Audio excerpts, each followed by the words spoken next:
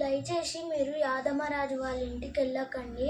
First రోజు వెళ్తే 5 లక్షలు మాకు బాకీ ఉందని చెప్తే, మేము 5 లక్షలు మా కాడ దొరకవమ్మా అని చెప్తే, దాంట్లో సగమైనయండి సార్ అంటే, 2 రోజులు ఆగినాక రండమ్మా అడిగి ఇస్తాను ఎవరికాడైనా అమౌంట్ అని అన్నాడు.